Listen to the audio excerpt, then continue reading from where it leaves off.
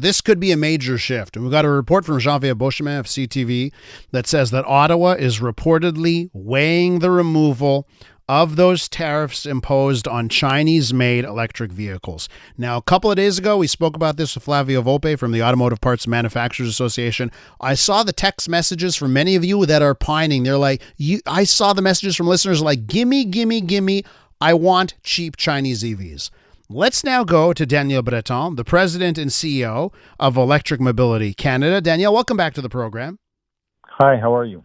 I'm doing great. Listen, I want your perspective. First things first. What do you think? Should the tariffs on Chinese EVs go away? Well, it's funny because I don't know if you heard, but Mexico is being pressured by the U.S. administration to increase the tariff on Chinese cars in Mexico. So they're thinking about going from about 30% to 50%. So because of the fact that we are three countries that used to have what we call the U.S., Canada, Mexico Free Trade Agreement, the CUSMA, and we have said from the get-go that we did not agree with the fact that we should have 100% tariff on Chinese electric cars. We feel that lowering the tariff on Chinese electric car would make sense for many reasons. One of them is to make sure that Canadians have access to more affordable electric cars. Keep in mind that while we are having that discussion, that many car makers and APMA is lobbying to kill the regulation for EV sales. So what they're saying is that we should not pressure Canadians into buying electric cars. We should just let the market move its way, and we should align with the U.S. on regulation.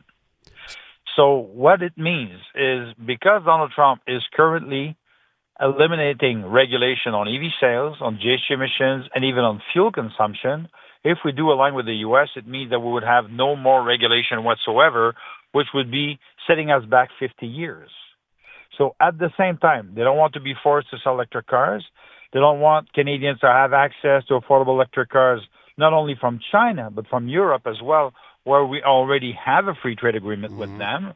I find that quite hypocritical, to tell you the truth. Well, they're trying to protect the industry here, right? They're trying to protect the big three and the sort of legacy automotive on this side of the world. That it seems like all of those decisions are like, hey, there are a lot of jobs that rely on this industry, and if we let the Chinese in and cheaper vehicles in, we'll destroy that industry. Do you see that side of things too? Like we're talking about tens of thousands of people working. But you know what?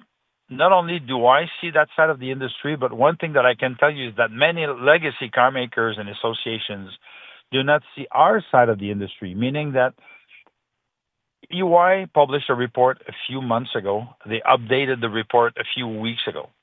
There currently are already 130,000 jobs in the EV industry, which is something that legacy car makers never talk about.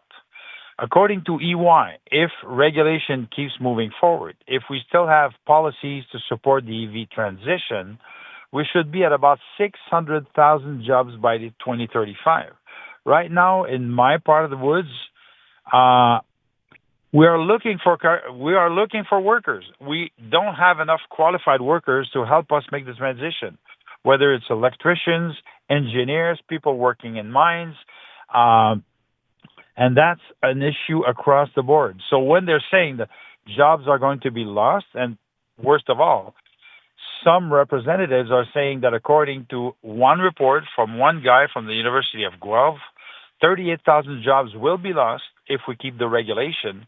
Well, actually, a lot more jobs are going to be created if we do make the transition. If we decide not to make the transition, not let Chinese EVs in, keep moving forward with internal combustion engine vehicles, there won't be an auto sector by 2035. Let me ask because you, everybody's moving in the right direction, in the other direction. Well, that's it. There's a bit of head in the sand as to what's happening in other markets, right? So, absolutely. Why don't you take our listeners through this? This is like let's do an exercise here. Let's go through a scenario where the EV tariffs, the Chinese EV tariffs, are either eliminated completely or reduced substantially. What would happen in your mind over the next, year, 18 months, 24 months, if you end up with, SUV from China, and maybe it's like of a Tesla Model Y level, but it's $30,000 to buy. What do you think would happen overnight in Canada? Well, I mean, we would see a huge shift in EV purchases from Chinese car makers. But to tell you the truth, when I was in Mexico about a month and a half ago, I saw electric cars from China, but also from South Korea, from Mexico, from Brazil, from Europe being sold starting at $27,000 Canadian. And they did not all come from China. Some of them came from, I saw a Renault product from South Korea at $27,000. What was it at the same level that, because there's safety standards that are different in countries? Was it at the same level of car that could be sold today in Canada? Oh yeah. Wow. And I don't know if you know about that, but I mean, we have been pushing for Canada to open their doors so that we can receive affordable electric cars from Europe. And there is some pushback from some car makers saying, if we do that, we're going to lose some job in assembly plants. Same story as what we are hearing about China, because we want to protect our auto industry. The truth is that right now, no car maker, none, offers a subcompact affordable gas car to Canadians. None. It's finished. There's none.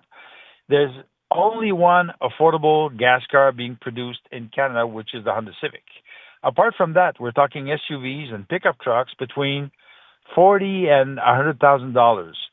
So what that means is, as of today, if somebody goes to a dealer and wants to buy an affordable gas car, never mind electric, an affordable gas car, well, the vast majority of those cars are not going to come from Canada because they're not built in Canada. So using that excuse to say that it's going to hinder our market, as if, let's say, Volkswagen ID1 was coming to Canada, and people would say, well, I'm not sure between a Volkswagen ID1 or a Chevy Silverado. I mean, it's ridiculous. Yeah, they're not competing. They're not competing, and they don't want to open the market to competition. And to me, that's a real issue.